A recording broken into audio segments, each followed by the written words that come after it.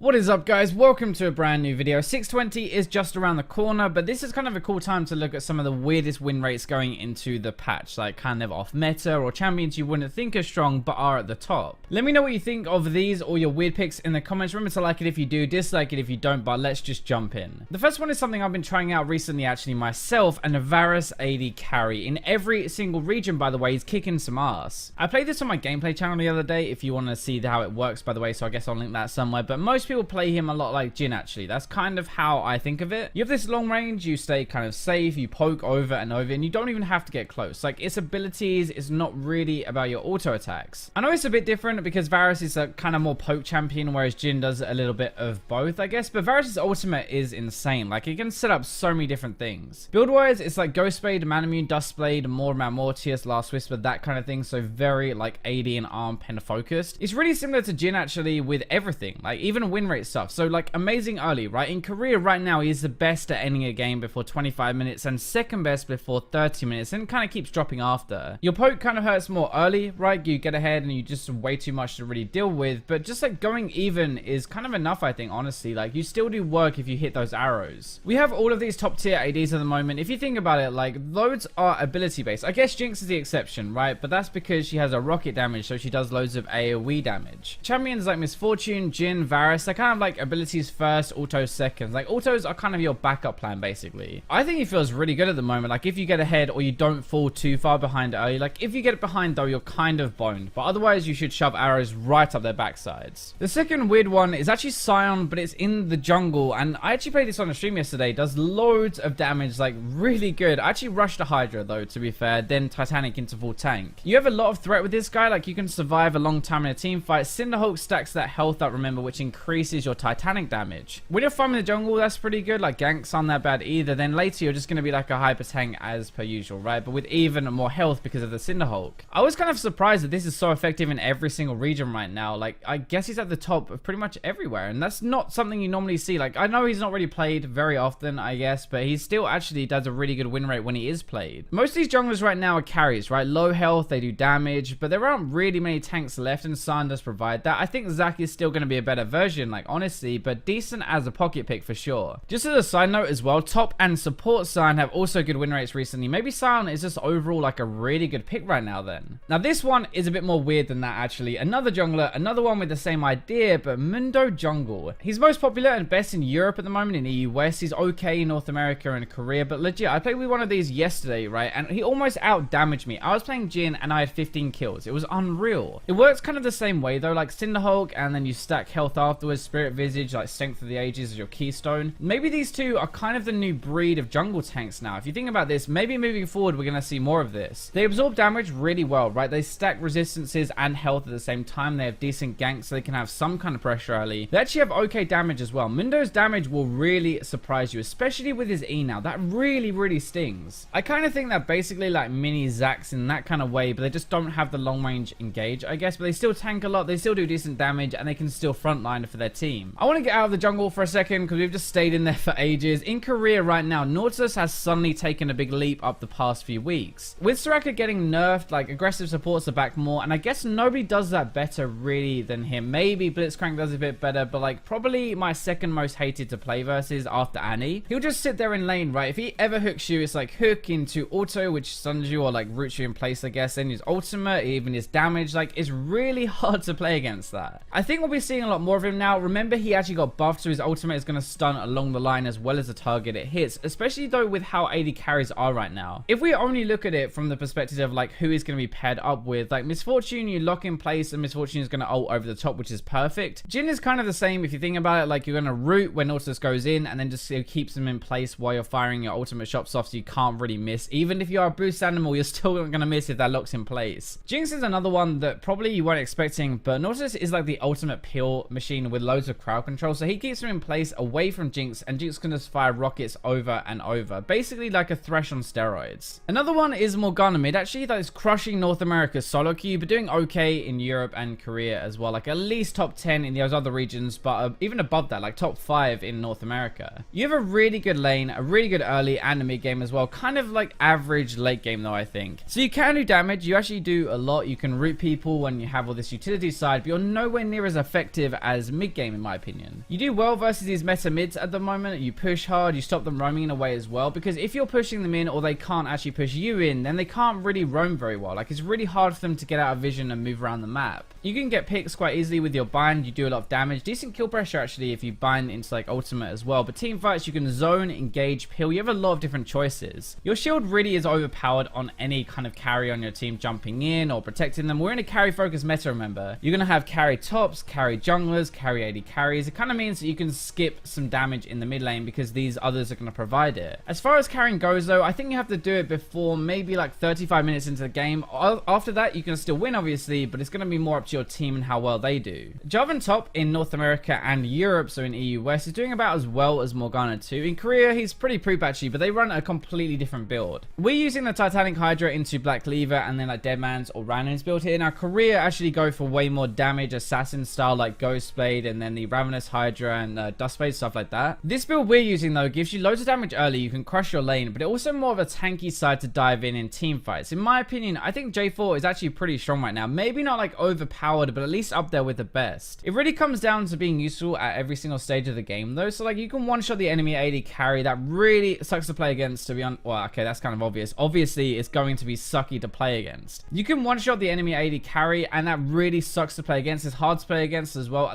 That's actually very obvious. Like obviously it's going to be really hard to play against someone who one shots you. You can dominate the lane phase though if you go aggressive, good roams, and you're really good TP ganks to other lanes. You TP down, you EQ in, and then you just ultimate. It's really effective. I think it kind of fits into the same category maybe as Darius in my opinion, like a tank but a threat as well. Basically the bruiser off tank role. He's not too popular at the moment but still clearly a menace. And speaking of another menace, my last pick here actually is Nunu jungle. This is gonna be my last one before we break down like some individual weird ones from different brackets, I guess, different elos in per region. I'm not entirely sure why Nunu has popped back up right now, but there is like this trend, I guess, of tanks coming back and being a lot more useful. Actually, I have a kind of idea. So the game is going a little bit later now than I think it was like a month ago. Late game tanks are super important for team fights because you have to have someone to deal with the enemy AD carry, like someone to buy some time. Blood Boil as well on your AD carry and Iceball on theirs is like a massive difference in attack speed between the two ADs now. And actually, like, I think that's something that's really underrated. It's funny to me because when I think of Nunu, right, I think of this champion who should be really good early and evades all the time and kind of like poop later, I guess, when he's just a tank. But right now it's actually the opposite. He's like met early and really good later. By the way, he actually has a top 5 win rate at the moment, like a low play rate for sure, but still when he is played, he's annoying as balls to deal with. Items he stacks are also horrible to play against, so like ZZ Rot, Visage to heal him some more, Frozen Heart to reduce your attack speed, Locket, GA, they're already annoying to play against as an AD carry. I honestly hate playing against him because he limits my damage output late game and kind of really a jinx counter to really. Maybe that is why he jumped up so much. Anyway, let's look at some random ass picks that I found digging through each region at specific elo brackets. Korea is up first, and this time there's nothing like majorly weird except in bronze to gold. Like Karthus and Mordekaiser are really strong. These are two weird picks that need some patience and knowledge to win with, which normally means that I would expect them to be better at higher elo, but right now at low elo, these guys are gods. This is 3 patches in a row, by the way, that Mordekaiser has been top tier at lower ranks over there. I have no idea what is going on with that. Karthus is a very strong champion though, like he gets ahead early and takes over a game with his ultimate damage, and that doesn't really surprise me. In Diamond, we have 2 picks. Now, Draven is the first one, and that is a surprise because Koreans don't tend to play Draven. They do play him very different actually though. They use a completely different build to the one we do over here, and I might actually do a video on that this week actually, so let me know in the comments if you want to see that. Xin Zhao has actually been here for weeks though, like the late game jungler for Koreans who can do crap early but still carry really hard later when he has like his Blood Razor, maybe a Blade of the Ring King or something, and then tanky stacks to actually kill people and still survive. So for North America, in bronze and silver, Brand is like a god, like a king, legit one of the best champions you can play right now. This is support and mid, by the way. Your damage is insane. He's annoying again, like the slows and burns and stuff can have a really big impact in a team fight. It can bounce between everyone. He's still good in gold actually as well. Xin, by the way, is around a lot for all of these